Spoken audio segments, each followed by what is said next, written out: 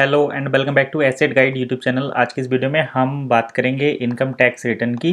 तो अगर आप इनकम टैक्स रिटर्न नहीं भरते हैं और आप या तो क्रिप्टोकरेंसी में किसी न किसी तरीके से इन्वॉल्व हैं, जैसे कि यहाँ पर आप वन के मेंबर हैं वन इकोसिस्टम के, या फिर आप स्टॉक में अगर डील करते हैं स्टॉक मार्केट में, चाहे आप कुछ भी करते हो, चाहे आप ऑप्शन ट्रेडिंग करते हो, चाहे आप कैश में करते हो इक्विटी में, या फिर आप ऑप्शन सेलर हो तब भी। तो अगर आप इन सभी चीज़ों में डील करते हैं तो आपको यहाँ पर आईटीआर के बारे में ज़रूर पता होना चाहिए।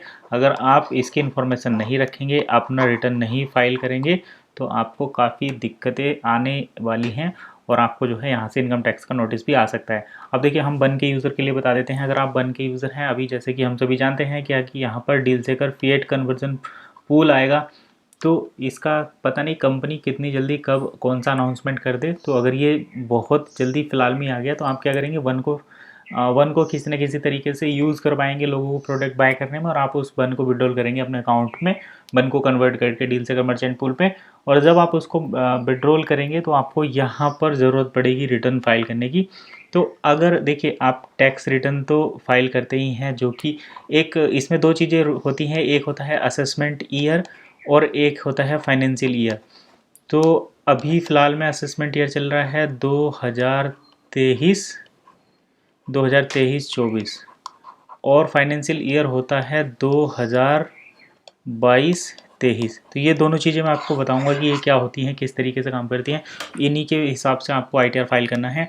आप ITR-1 का भी फाइल करते हैं, और यदि आपकी हाउस होल्ड या रेंटल प्रॉपर्टी एक से ज़्यादा सोर्स से आती है तो आपको ITR-2 फाइल करना, फिर उस कंडीशन में 2 फाइल करना है। और इसमें आपकी बिजनेस इनकम 1 करोड़ से कम होनी चाहिए 2 में। अगर आपकी इनकम जो है कम ही है, 5 लाख से कम है, तो फिर आप ITR-1 यूज़ करेंगे। 1 करोड़ के से कम है लेकिन नॉन बिजनेस है, आपको बिजनेस रजिस्टर्ड नहीं है, फिर भी आपकी इनकम 1 करोड़ के आसपास है, तो आपको ITR-2 फाइल करना है। और अगर आपकी इनकम 1 करोड़ से ज़्यादा है और आप कोई बिज़नेस के ओनर हैं, तो आपको यहाँ पर फिर ITR-3 फाइल करना है, ITR-3 फाइल करना है। और इसमें एक चीज़ और ध्यान में रखनी है कि अगर आप किसी कंपनी के डायरेक्टर हैं ना, तो भी आपको ITR-1 फाइल नहीं करना, आपको फिर ITR-2 में जाना है। अब देखिए, ITR की बात तो होगी, बेसिक सी जानकारी। अब हम इसमें वन यूज़र्स को बता देते हैं कि जो वन के यूज़र हैं उनको ITR की ज़रूरत क्यों पड़ेगी। तो देखिए, यहाँ पर ये हो जाएगा आपका लॉन्ग टर्म कैपिटल गेन। अगर आप यहाँ से एक भी वन को किसी तरीके से यहाँ पर विड्रॉल करेंगे या सेल करेंगे या किसी भी तरीके से अगर कन्वर्ट करेंगे, तो आपका वो लॉन्ग टर्म कैपिटल गेन में आएगा, क्योंकि आपने पुराने समय में 2014-15 के आसपास 2014-15 के आसपास ही वन कॉइन को परचेज़ किया हुआ है। तो जब हमें यहाँ पर पता है कि हमने 14, 15 या 16, या अगर आपने 17 में भी बाय किया है, तो उसके बाद भी अगर देखा जाए तो 2023 चल रहा है अभी, और 2023 का मतलब हो गया कि आप 6 साल के बाद उससे कुछ गेन लेंगे। तो अगर आपने अभी तक अपना ITR फाइल नहीं किया है, तो आज हो गई है 23 जुलाई और इसकी लास्ट डेट है 31 जुलाई, यानी कि जुलाई की एंड डेट, और आपको उससे पहले ही ITR अपना फाइल करना है। अगर आप ITR फाइल नहीं करेंगे तो यहाँ पर आपको पेनल्टी लगेगी, और इनकम टैक्स की तरफ से आपको नोटिस आ सकता है, और आपको फिर ज़्यादा दिक्कत उठानी पड़ सकती है। अब देखिए, यहाँ पर अगर आप ऑप्शन में ट्रेड करते हैं तो, या फिर फ्यूचर में ट्रेड करते हैं या स्टॉक में ट्रेड करते हैं, तो और आपको ज़्यादा इसकी इन्फॉर्मेशन नहीं है, तो आप अपने CA से कांटेक्ट कीजिए और अपना ITR जो है जल्दी से जल्दी फाइल करिए। आपको टैक्स से बचना है। अगर अब देखिए, हम यहाँ पर डिजिटल क्रिएटर की भी बात करते हैं। अगर आप कोई डिजिटल क्रिएटर हैं, जैसे कि आप यूट्यूब से वेबसाइट से, ब्लॉग से अगर पैसा कमाते हैं, या फ्रीलांसर से, या फिर डिजिटल मार्केटिंग से, इनमें से किसी भी तरीके से अगर आप यहाँ पर अर्निंग करते हैं, तो आपको अपना ITR फाइल करना ज़रूरी है।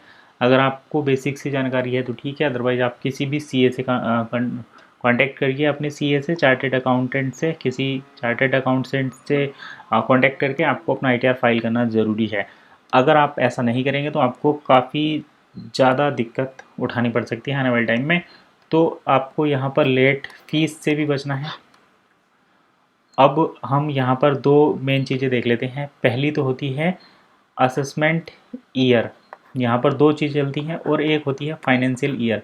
तो देखिए, जब भी हम अपना आईटीआर भरते हैं या टैक्स भरते हैं, तो हम जिस साल में उस टैक्स को भर रहे हैं वो हमारा असेसमेंट ईयर माना जाता है। जैसे कि अगर आप अभी हम देख रहे हैं सन 2023 चल रहा है, तो ये असेसमेंट ईयर हो जाएगा सन 2023-24।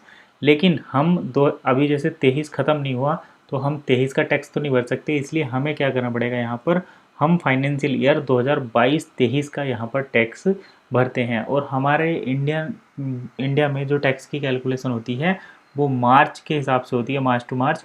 तो जैसे मार्च में क्लोजिंग हो जाती है अप्रैल, मई, जून, जुलाई, तो मार्च के बाद आप रिटर्न फाइल कर सकते हैं। अप्रैल, मई, जून और जुलाई आ जाती है लास्ट डेट। जुलाई के बाद अगर आप आईटीआर फाइल करेंगे तो आपको यहाँ पर लेट पेमेंट देना पड़ता है, लेट पेमेंट फ़ीस देनी पड़ती है। अगर आपका टैक्स कटता है वो उसका रिटर्न वगैरह अब आ जाएगा आपका। अगर आपका टैक्स कटा है, इनकम कम है, टीडीएस ज़्यादा कटा है, तो वो भी आपका रिटर्न आ जाएगा। आपके पैन कार्ड पर सभी टीडीएस वगैरह चढ़ जाता है। तो अगर आप डिविडेंड से, स्टॉक से, डिविडेंड से भी इनकम करते हैं तो भी आपके पैन कार्ड पर सारी डिटेल जो है टीडीएस की आ जाएगी, और वो आपका यहाँ पर जो है आप मतलब जो टैक्स है वो आपको वापस यहाँ पर मिल जाएगा। तो आज की इस फ़िलहाल वीडियो में हमने यही देखा कि किस तरीके से हमें क्या करना है। अपना हमें आईटीआर फाइल करना है। अगर आपकी इनकम 1 करोड़ के आसपास पहुँच गई है तो आपको आईटीआर 2 भरना है, और उसकी कुछ कंडीशंस भी हैं। अगर आप किसी कंपनी में डायरेक्टर के पद पर हैं तो भी आपको अपना आईटीआर 2 फाइल करना है। अगर आप इंडिविजुअल हैं और सैलरी से इनकम आती है तो उस कंडीशन में आपको आईटीआर 1 भरना है। असेसमेंट ईयर 2023-24 आपको सेलेक्ट करना है। फाइनेंशियल ईयर 2022-23 का आप यहाँ पर टैक्स भरेंगे। तो 2022-23 में आपने अप्रैल से मार्च तक जितना भी ट्रांजेक्शन किया है, जितने भी कमाई की है, इनकम की है, उस सारी का डिटेल लेकर आपको यहाँ पर अपना इनकम टैक्स फाइल करना है। तो आज की इस वीडियो में बस इतना ही। मिलते हैं नेक्स्ट वीडियो में, तब तक के लिए कीप वॉचिंग एसेट गाइड।